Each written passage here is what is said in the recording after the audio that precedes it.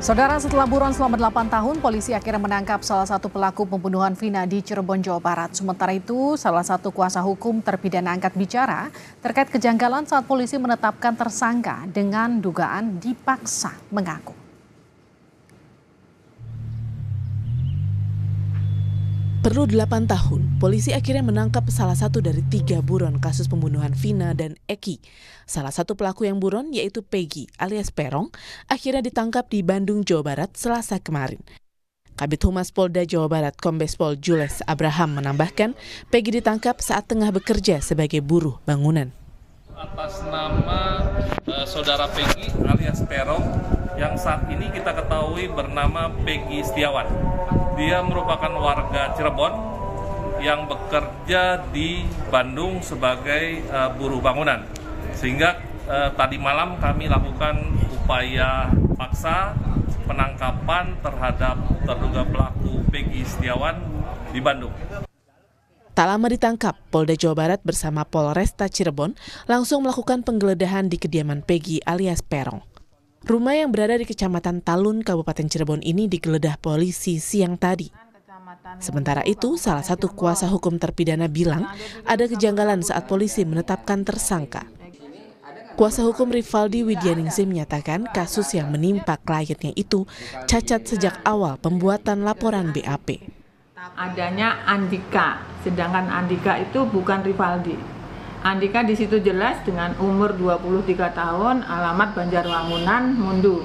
Sedangkan Rivaldi Adita Wardana alias Ucil itu umur 21 tahun, alamatnya di Pamengkang.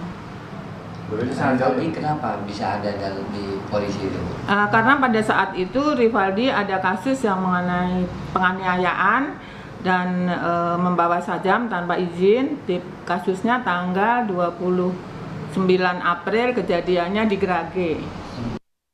Sebelumnya polisi menetapkan 11 orang sebagai tersangka atas kasus pembunuhan Vina dan Eki 8 tahun silam.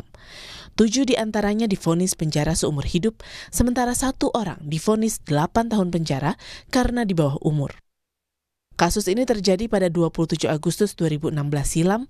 Tak lama berselang, polisi menetapkan 11 orang sebagai tersangka. Namun 3 tersangka melarikan diri alias buron. Sejak Oktober 2016 hingga Mei 2017, 8 tersangka diajukan ke pengadilan dan divonis penjara seumur hidup dan 1 tersangka divonis 8 tahun penjara. Kedelapan terpidana sempat ajukan gerasi pada 2019 silam, namun ditolak. Kasus ini kembali menjadi pembicaraan publik usai film bergenre horor dengan judul Vina sebelum 7 hari tayang. Dukungan untuk mengungkap secara tuntas kasus pembunuhan Vina tak hanya datang dari keluarga, tapi juga dari teman dan orang-orang yang mengenal Vina. Salah satunya dari guru SMPN 13 Kota Cirebon, Jawa Barat, Menuk Trimulyani, yang menjadi wali kelas Vina di tahun 2014-2015 lalu. Menuk mengenal Vina sebagai siswi aktif dan memiliki nilai akademik yang baik. Ya, selayaknya orang tua, selayaknya guru, bagaimana juga kalau misalkan ada muridnya yang mengalami tragedi yang kurang baik, kami juga ikut. Iya, harapannya bahwa kasus ini cepat diselesaikan. Kasus Vina kembali disorot publik, menyisakan sejumlah tanda tanya, mulai dari 3 buron yang dimunculkan lagi usai 8 tahun berlalu, serta pengakuan kuasa hukum maupun terpidana kasus pembunuhan Vina yang membantah terlibat dalam kasus ini. Tim Liputan Kompas TV.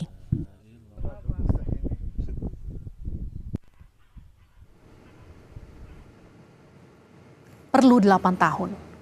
Kasus pembunuhan Vina dan Eki kembali terungkap usai film bergenre horor dengan judul Vina sebelum 7 hari tayang dan jadi perbincangan publik. Menariknya, sebelum terpidana mengaku tak melakukannya namun dipaksa mengaku atas apa yang disangkakan. Lantas apa yang menyebabkan kasus ini sulit terungkap hingga adanya dugaan rekayasa kasus? Kita perbincangkan dengan Kabareskrim Polri periode 2009-2011, Komjen Pol Purnawirawan Ito Sumardi. Pak Ito, selamat malam. Malam Mbak Livi, selamat malam. Ada juga kuasa hukum Rivaldi, salah satu terpidana Widyaningsih. Selamat malam, Mbak. Selamat malam. Selamat malam, Mbak. Baik, saya ke Pak Ito dulu ya. Pak Ito, perlu 8 tahun. Lucunya yang katakanlah membuat publik agak heran setelah 8 tahun disangkakan buron, viral filmnya kurang dari 1 bulan, satu terduga yang selama ini DPO selama 8 tahun tiba-tiba ketangkap. Jadi sebetulnya miss-nya ada di mana Pak Ito? Baik Mbak Livi ya. Pertama-tama tentunya saya menyampaikan apresiasi yang tinggi kepada Polda Jabar ya dengan jajaran yang dengan kesungguhan dan kerja kerasnya bisa menangkap saudara Peggy alias Peron pada hari ini ya, meskipun para tersangka ya atau terpidana yang menyampaikan bahwa Peggy itu terlibat sudah mencabut BAP dan menyatakan tidak kenal. Nah, ini tentunya kita perlu apresiasi. Sekarang kalau dikatakan kenapa sampai 8 tahun, mungkin masyarakat publik juga perlu mengetahui bahwa kerja daripada fungsi reserse itu tidak menangani satu kasus, tapi ribuan kasus, bahkan kalau setiap hari bisa puluhan sampai dengan mungkin ratusan yang harus dihadapi dan harus diselesaikan dengan sumber daya yang terbatas. Jadi untuk penanganan kasus ini, 8 kasus, 8 orang yang sudah diputus ya oleh pengadilan itu dengan mulai tingkat 1 atau negeri, kemudian pengadilan tinggi dan sampai dengan kasasi, itu saya kira sudah lengkap. Jadi kita tidak bisa melihat sepihak dari penyidikannya saja. Jadi kalau dikatakan kejanggalan, berarti kejanggalannya kan hakim dan penuntut umum juga tidak mau begitu saja tanpa kecermatan dan kehati-hatiannya mengatakan bahwa ini ada kasus yang cacat hukum. Karena bagi pihak kepolisian kalau sudah diterima oleh penuntut umum, berarti berkas itu sudah lengkap Mbak Livi ya. Jadi kalau meskipun ada dugaan biasa, kalau pengacara kan bisa saja mengatakan hal yang mungkin bertentangan, kan sudah dilakukan permintaan gerasi. Saya kira mungkin kita harus berpikir objektif, karena bagaimanapun juga kasus ini meskipun 8 tahun akhirnya terungkap, karena dengan adanya viral maka kasus ini menjadi prioritas. Ya. Itu dia Pak Ito yang kemudian disayangkan. Kenapa harus nunggu viral dulu setelah 8 tahun baru kemudian jadi prioritas dan satu DPO yang katakanlah dalam waktu kurang dari 1 bulan setelah viral langsung ketangkep. Artinya sebetulnya ini bisa dilakukan 8 tahun lalu. Ya sekarang kalau misalnya seseorang ditetapkan DPO berdasarkan keterangan saksi. Saksi itu tiba-tiba mencabut ya keterangannya orang itu kan berarti kan kalau bagi kepolisian kalau menangkap orang itu dasarnya apa? Oke. Pendalaman inilah akhirnya dilihat ada keterkaitan sehingga saudara Peggy Peron ini dengan ditangkap nanti akan bisa membuktikan apakah memang ada rekayasa kasus ini atau tidak. Perannya pasti dia tahu kan. Selama ini kan yang dimunculkan adalah bahwa Peggy ini adalah terkait dengan oknum kepolisian, dengan pejabat ya. Padahal kan dia hanya seorang buruh dan rata-rata yang 8 orang ini juga kerjanya buruh semua. Oke. Apakah memang seorang buruh itu tidak bisa menjadi seorang yang melakukan kejahatan? Kan belum tentu ya. Saya kira kita harus fair juga di sini. Baik, saya ke Mbak Widya Ningsih. Ini sempat menyebut ada kejanggalan. Kejanggalan seperti apa? Buktinya seperti apa sampai kemudian bisa menyebut ada kejanggalan dalam kasus ini, Mbak? Jadi gini, kebetulan klien saya namanya Rivaldi Aditya Wardana alias Idil bin Asep Kusnadi. Umur pada saat itu 21 tahun. Halo? Yes, silakan dilanjut. Kebetulan dia ditangkap pada saat itu tanggal 30 Agustus 2016 karena masalah melakukan tindak pidana penganiayaan dan atau perbuatan tidak menyenangkan dan membawa senjata tajam, sajam jenis pedang tanpa izin. Oke. Kemudian jadi tanggal 30 Agustus itu ditangkap oleh Polsek Cirebon Utara Barat. Ditangkapnya di pinggir jalan? Bukan, kebetulan di rumah temannya. Oke. Kejadian tanggal 29 dilaporkan pagi, jadi sore kejadian malam. Malam jam 22 tanggal 29. Itu posisinya ada di Jalan Tentara Prajar di depan Grage Mall. Oke, Bu Widya Ningsih, ini kan yang kemudian dipertanyakan tadi juga ke Pak Ito yang juga tadi menyatakan ketika ada dugaan rekayasa kasus, tapi kan kasus ini kemudian sudah dianggap bisa dibuktikan di pengadilan sampai sudah jatuh vonis.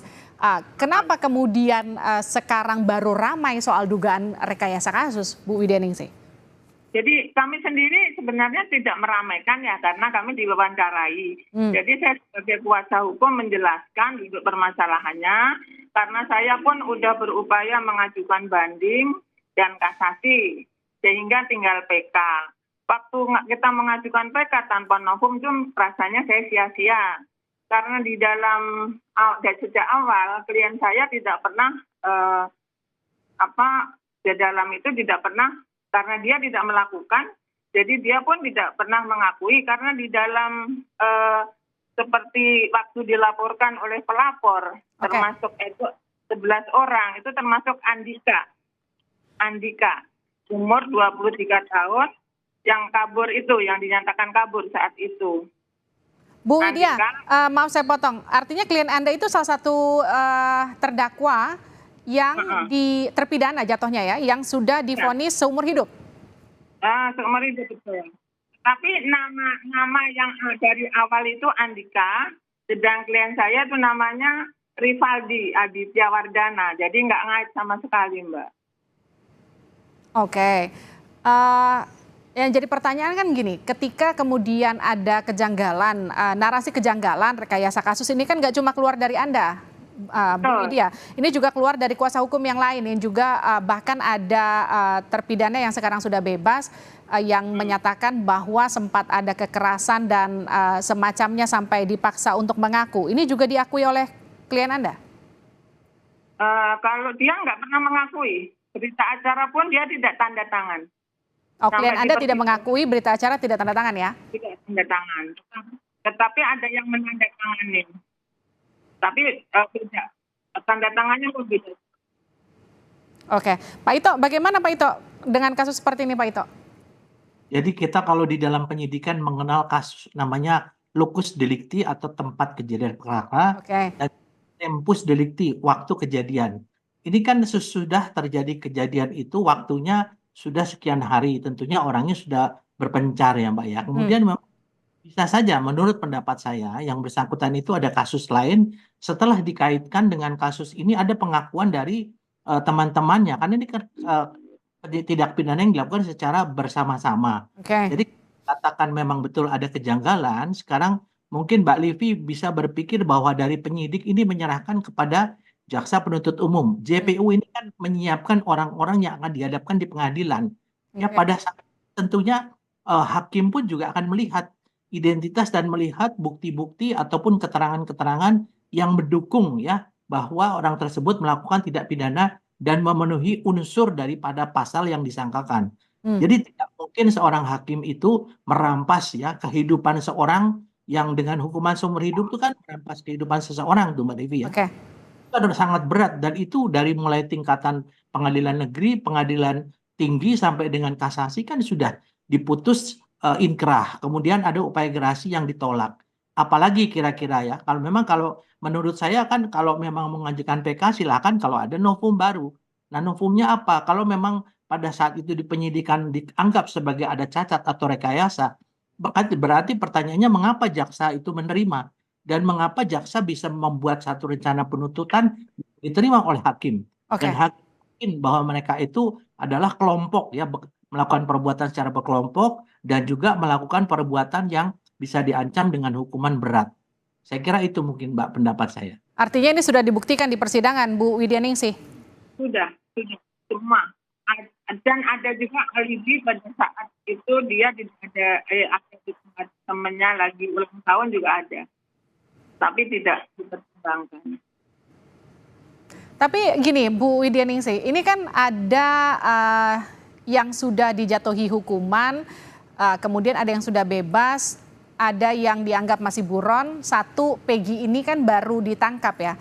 Kenal nggak dengan Peggy ini Rivaldi? Kalau Rivaldi itu dari awal, dari yang sudah ditangkap pun tidak saling mengenal. Satu pun tidak kenal dia. Semuanya nggak kenal satu sama lain? Tidak kenal satu sama lain. Mereka yang 7 orang pun tidak kenal Rivaldi. Tapi yang 7 orang sisanya itu saling mengenal? Kalau yang 7 saling mengenal karena rumahnya sama di Perjuangan. Kalau Rivaldi di Pamengkang, jauh Mbak, di Perumnas. Beda jauh, di kota sama kabupaten.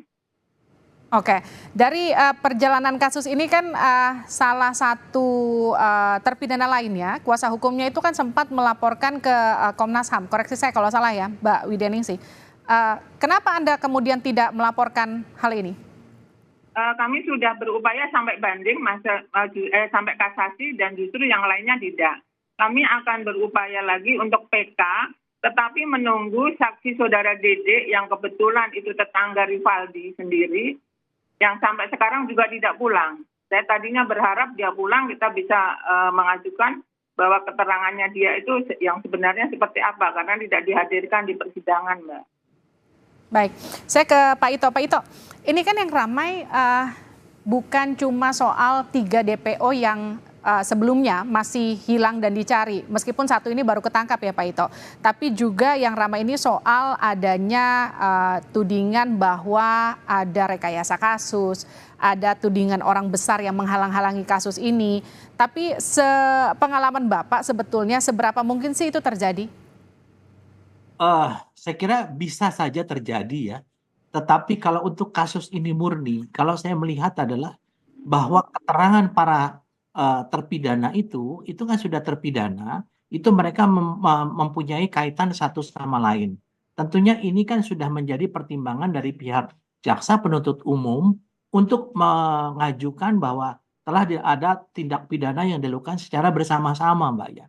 Jadi kalau orang itu kebetulan ditangkap di tempat lain, waktunya tidak bersamaan, kan pada saat kejahatan itu kita tidak tahu, termasuk penasihat hukum juga kan nggak tahu pada saat kejadian itu. Yang tahu kan hanya si pelaku, yang tahu yang mungkin korban yang sudah tidak ada, dan mungkin saya kira ada bukti-bukti lain. Jadi di sini kan penyidik tidak mengejar dari pengakuan, karena pengakuan dari tersangka meskipun dicabut itu sesuai dengan pasal 184 ayat 1, itu ada alat bukti yang paling lemah, Mbak. Jadi penyidik itu tidak mendasarkan kepada pengakuan tersangka. Jadi kalaupun dipaksa tersangka itu mengaku, itu pun juga jaksa juga tidak akan mau menerima, apalagi hakim. Jadi ada bukti-bukti yang tentunya dapat meyakinkan kepada hakim bahwa yang bersangkutan itu betul-betul melakukan kejahatan yang sebagaimana disangkakan. Kalau sekarang selama 8 tahun tiba-tiba menyatakan orang itu merasa tidak bersalah, salah tangkap, ya itu bisa-bisa saja. Tapi kita tunggu saja nanti bagaimana keterangannya si Perong ini ya, si Peggy, karena dia kan ditangkap berdasarkan daripada BAP pertama yang belum dicabut. BAP pertama itu adalah mengandung kebenaran, karena BAP keduanya sudah bisa dipengaruhi oleh pengacara, sudah dipengaruhi oleh orang-orang lain. Ya. Jadi, dengan dasar itulah Polda Jabar berhasil menangkap Perong. Kita berharap yang dua lagi kalau memang betul-betul ada, itu bisa segera ditangkap. Karena bisa saja kalau orang melakukan kejahatan berkelompok, dia melempar kepada orang lain yang belum tentu orang itu ada. Ini tentu pekerjaan rumah bagi teman-teman di kepolisian. Nah itu dia Pak, ini akan jadi PR baru bagi kepolisian. Yang jadi pertanyaan gini Pak Ito, ketika kasus ini sudah terjadi 8 tahun lalu, penyidiknya pasti sudah tidak ada lagi di Polda Jabar. Yang jadi pertanyaan ketika kasus ini viral, ada tekanan dari publik untuk diungkit, diusut kembali, kemudian seberapa besar kasus ini bisa dibuka lagi Pak Ito? Saya kira dengan adanya eksaminasi ya, Mbak ya, eksaminasi itu adalah pendalaman kembali, peninjauan kembali proses penyidikan, ini sudah pasti akan memanggil penyidik-penyidik itu meskipun mungkin ada yang sudah perwira tinggi atau perwira pasti dipanggil ya. Dan juga kita mendasarkan kepada keterangan BAP awal pada saat tahun 2016. Nah, tentu kalau nanti ada kira-kira kejanggalan dalam penyidikan, tentunya ini sebatas kepada untuk masukan bagi kepolisian ya untuk bisa memperbaiki dalam manajemen penyidikan. Tapi bukan berarti kasus ini bisa dibuka kembali. Saya kira nggak mungkin. Dalam sistem hukum itu sudah mempunyai kekuatan hukum yang tetap, itu tidak mungkin. Dan kalau kita hanya melihat dari proses penyidikan, saya kira nggak fair. Karena ini kan satu proses yang sampai ke pengadilan. Yang juga bukan dari kepolisian. Saya kira itu yang mungkin harus kita pahami bersama. Baik, terima kasih Pak Ito, terima kasih Ibu Widyaningsih sudah bergabung bersama kami di Sapa Indonesia Malam, sehat-sehat selalu.